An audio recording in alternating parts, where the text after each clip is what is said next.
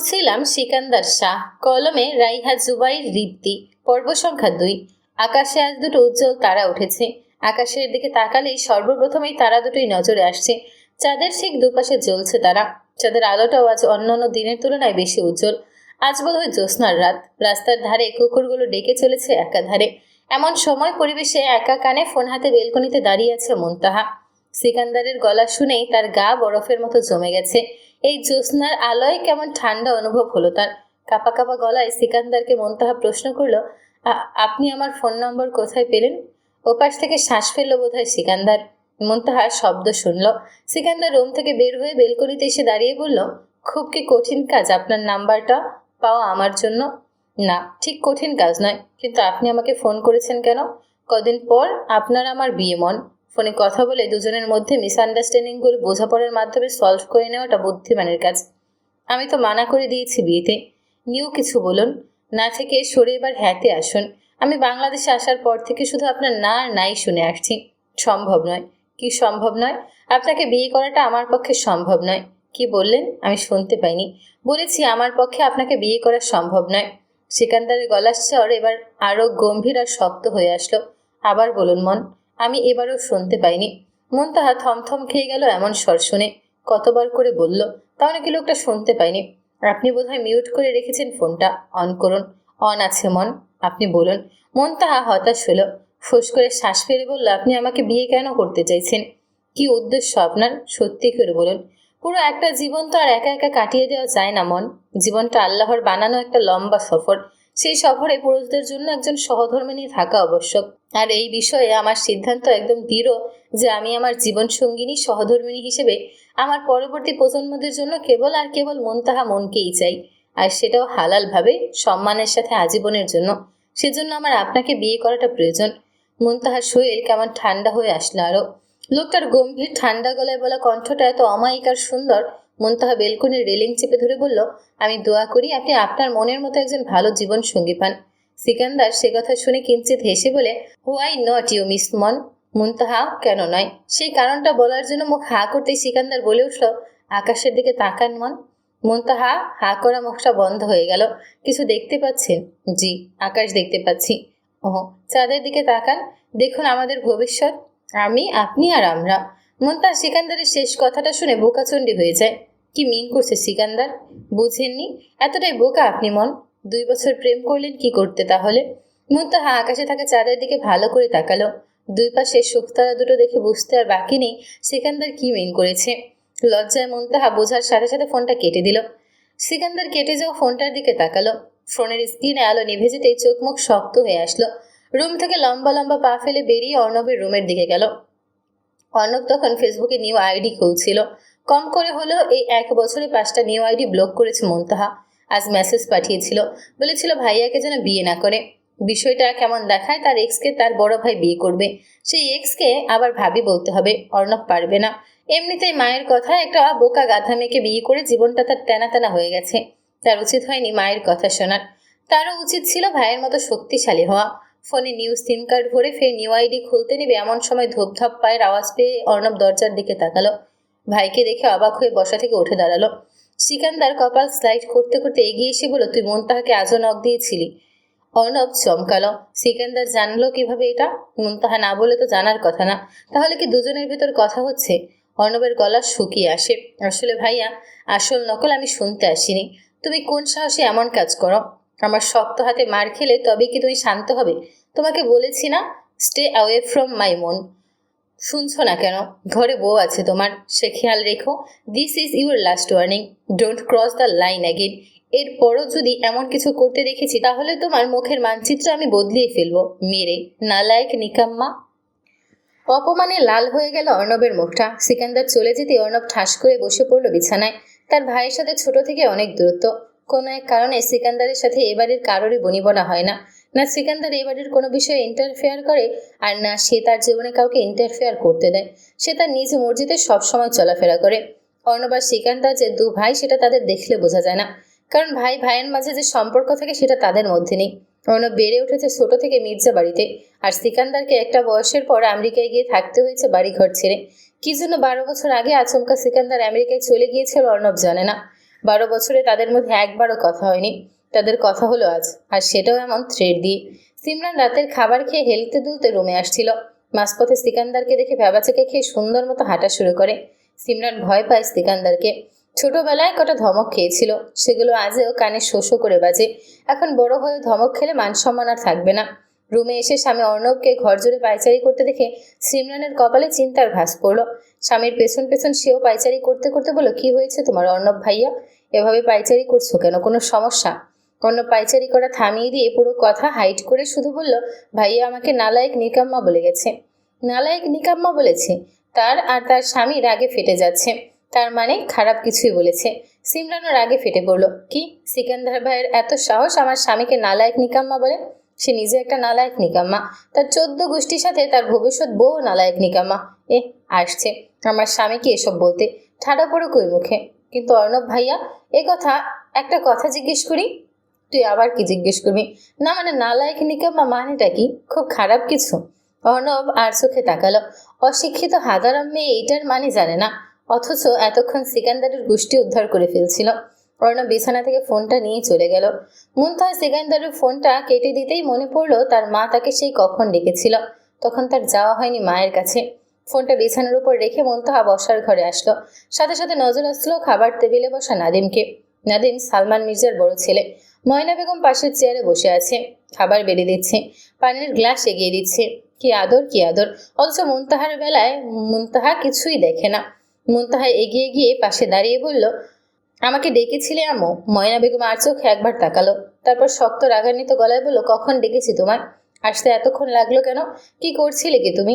ভাত বেড়ে রাখা হয়েছে সেই কখন, খেয়ে উদ্ধার করো আমাকে। মুনতাহা টেবিলের শেষ প্রান্তে তাকালো। একটা প্লেটে ভাত আর তরকারি বাড়া আছে। মুনতাহা কি ওই ভাত গলা দিয়ে যাবে? না, যাবে না। আম্মুর মুখে এমন শক্ত কথা শুনলে সেদিন আর মুনতাহার গলা দিয়ে ভাত নামে না। মুনতাহা মাথা নত করে বলল, আমি খাবো না আম্মু, খিদে নেই। ময়না বেগম সাথে সাথে তাকালো মুনতাহার দিকে। খাবে না সেটা আগে বলবে না? তরকারি দেওয়া আছে ভাতে, এই ভাত এখন খাবে কে? নষ্ট হবে না? মুনতাহা চোখ দুটো টলমল করলো। চোখের পলক ফেললেই গাল বেয়ে টপটপ করে ফ্লোরে পড়বে। পাশ থেকে নাদিম বিরক্ত হলো। খেতে বসেও শান্তি নেই এ বাড়িতে। খাবারের উপর হাত ধুয়ে নাদিম বিরক্ত হয়ে চলে গেল। মুনতাহা নিজের চোখের জল আটকে বলল, আমি সকালে খেয়ে নিব। তোমার খাবার নষ্ট হবে না আম্মু, আমার অভ্যাস আছে বাসি পচা খাবার খাওয়ার। মুনতাহা খাবার প্লেট নিয়ে ফ্রিজে রেখে রুমে চলে আসলো। রুমে আসলেই চোখের জলগুলো আর বাধা মানল না, ভেঙে অঝোর ধারায় বেরিয়ে আসলো। সারা রাত ফুপিয়ে ফুপিয়ে কাঁদলো মুনতাহা। খুবই তিক্ত লাগছে সব। পরের দিন ঘুম ভাঙলো মুনতাহার খুব ভোরে। ফজরের নামাজটা পড়ে বাড়িঘর ঝাড়ু দিয়ে এটো থালা বাসন সব মেজে রুমে এসে পড়তে লাগলো। মুনতাহা এবার অনার্স সেকেন্ড ইয়ারে পড়াশোনা করছে ঢাকা বিশ্ববিদ্যালয়ের ফার্মেসি ডিপার্টমেন্টে। দিনরাত পড়াশোনা করে খুব পরিশ্রমের ফল হিসেবে মুনতাহা ঢাকা বিশ্ববিদ্যালয়কে পেয়েছে। কারণ ইন্টার পাস করার পরই ময়না বেগম বলেছিলেন মুনতাহাকে কোনো প্রাইভেট বিশ্ববিদ্যালয়ে পড়াশোনা করানো সম্ভব হবে না, হয় তাকে পাবলিক বিশ্ববিদ্যালয়ে চান্স পেতে হবে, আর তা না হলে ন্যাশনালে। মুনতাহা পাবলিককেই বেছে নিয়েছিল। তখন অবশ্য ময়না বেগম মুনতাহাকে কোনো কাজ করতে দেয়নি, যথেষ্ট সময় দিয়েছিলেন পড়াশোনা করার জন্য। অনলাইনে কোর্স তিনিই কিনে দিয়েছিলেন, বই কিনে দিয়েছিল নাদিম। মুনতাহাকে কেবল শুধু ঢাকা বিশ্ববিদ্যালয়ে ফর্ম তোলার টাকা দেওয়া হয়েছিল। যদি ঢাকা বিশ্ববিদ্যালয়ে চান্স না পায় তাহলে আর কোথাও পরীক্ষা দিতে পারবে না, সরাসরি ন্যাশনালে যেতে হবে।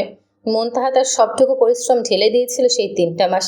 হাড় ভাঙা পরিশ্রমের জন্য সে এখন অনার্সটা করতে পারছে ঢাকা বিশ্ববিদ্যালয়ে। যেদিন রেজাল্টটা বের হলো মুনতাহা মেরিটে 10 ছিল, তখন কি যে খুশি লাগছিল মুনতাহার। মাকে জড়িয়ে ধরতে গিয়েছিল, কিন্তু সেদিন তার মা তার সামনে অবধি আসেনি। নাদিম আর সালমান মির্জা শুভেচ্ছা জানিয়েছিল, কিন্তু মুনতাহা একটু মায়ের বুক খুঁজছিল, কিন্তু পায়নি। মুনতাহা দীর্ঘ একটা শ্বাস ফেলে ভার্সিটির ব্যাগটা গুছিয়ে নেয়। তারপর নিজেও রেডি হয়ে বাইরে এসে দেখে তার মা রান্নাঘরে কাজ করছে। মুনতাহা ফ্রিজ খুলে রাতের বাসি খাবারটা বের করতে নিলে দেখে সেই খাবারটা নেই, প্লেটটাও নেই। ময়না বেগম রান্নাঘর থেকে একটা প্লেট এনে খাবার টেবিলে রেখে ফের রান্নাঘরে যেতে যেতে বলল, খাবার টেবিলে। মুনতাহা টেবিলের সামনে দাঁড়িয়ে দেখলো প্লেটে গরম গরম পরোটা আর ডিম ভাজা। মুনতাহা খেয়ে নিল খাবারটা। তারপর রুমে এসে ব্যাগটা নিয়ে বেরিয়ে যাওয়ার সময় ময়না বেগমকে স্মরণ করিয়ে দিয়ে বলল, আম্মু আমি আসছি। ময়না বেগম রান্নাঘরের জানালা দিয়ে একবার তাকালো। মুনতাহা ব্যাগ কাঁধে চেপে হেঁটে যাচ্ছে। ময়না বেগম রান্নায় মনোযোগ দিল। মুনতাহা ভার্সিটি এসে নিজের ক্লাসরুমে যেতেই দেখা মিলল ইলার। ভার্সিটিতে ওঠার পর তার এই একটাই ফ্রেন্ড হয়েছে। মেয়েটা এই ভার্সিটির ম্যানেজমেন্ট ডিপার্টমেন্টের খলিল স্যারের মেয়ে। বেশ মেধাবী ইলা, তার মেরিট পজিশন পাচ্ছিল। মুনতাহাকে দেখে ইলা এগিয়ে এসে বলল, কাল আসোনি কেন তুমি ভার্সিটিতে মন? অনেক মিস করেছি তোমাকে। মুনতাহা ব্যাগটা নামিয়ে বসলো সিটে। টিস্যু দিয়ে ঘামার্ত মুখটা মুছে বলল, একটু শরীর খারাপ ছিল তো সেজন্য। আমাদের ডিপার্টমেন্ট থেকে নেক্সট উইক কক্সবাজারে ট্যুরে যাচ্ছে, তুমি যাবে? মুনতাহা মনটা কিঞ্চিত ভার হলো। তার সমুদ্র পাহাড় এসব অনেক পছন্দ, কিন্তু কখনো সামনাসামনি দেখা হয়নি মুনতাহার। তবে বাসা থেকে যেতে দিবে না ভেবেই মনটা বেশি খারাপ।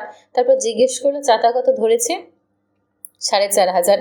12 তারিখ যাব, মাঝখানে 14 তারিখ থাকবো, 15 তারিখ ব্যাক করব। যাবে তো? গত বছরও যাওনি তুমি। না, যাবো না ইলা, বাসা থেকে পারমিশন দিবে না আম্মু।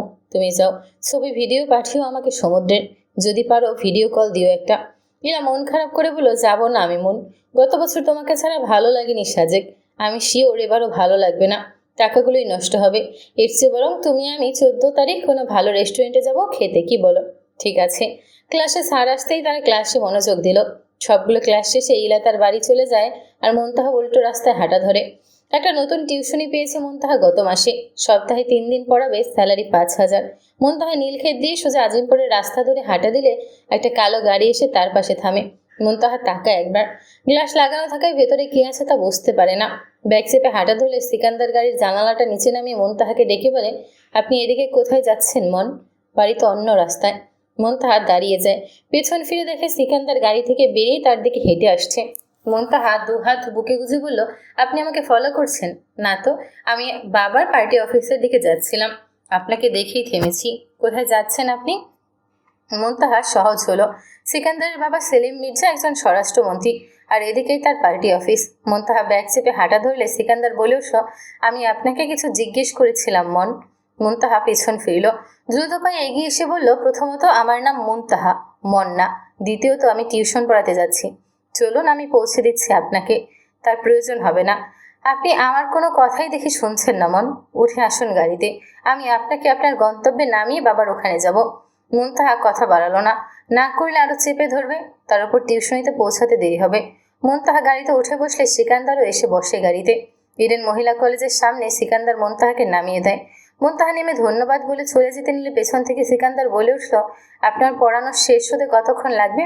2 ঘন্টা। কেন? না, এমনি, আপনি যান। মুনতাহা সামনের এক 5তলা বিল্ডিংয়ে ঢুকে গেল। 2 ঘন্টার জায়গায় 2.5 ঘন্টা লাগলো মুনতাহার পড়ানো শেষ করতে। তবে বাইরে এসে সিকান্দারের গাড়িটা সে আগের জায়গায় দেখে চমকে উঠল। এদিকে এসে দেখলো সিকান্দার গাড়ির দরজা খুলে দিচ্ছে।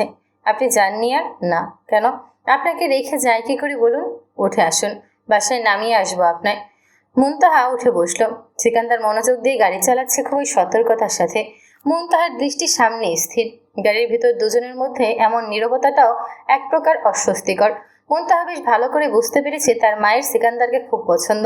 মুনতাহা না করেছে বলেই তার ক্ষোভটা হয়তো আরও বেড়েছে। আবার এমনও হতে পারে মুনতাহাকে আর সে তার নিজের কাছে রাখতে চাইছে না, ঘাট থেকে ছেড়ে ফেলতে চাইছে। নীরবতাকে ভেঙে দিয়ে মুনতাহা বলল, আমি খুবই ভীত প্রকৃতির, সামান্য কথায় আঘাত পাই। আমি ভীষণ শক্ত প্রকৃতির মানুষ মন। আপনার সামনে ঢাল হয়ে সর্বদা আপনাকে আগলে রাখবো। আপনাকে বিয়ে করলে আপনার পরিবার আমাকে কোনোদিন মেনে নেবে না, আমাকে উঠতে বসতে অপমান করবে। আমার পরিবারের মানা না মানায় কোনো তোয়াক্কা আমি করব না। তারা আপনাকে অপমান করলে তাদের সম্মান ধরে রাখার দায়ও আর আমার থাকবে না। শুরুতে এমন কথা আপনার ভাইও বলেছিল, তারপর আমার অনুভূতিগুলো নিয়ে ছেলে খেলা করলো।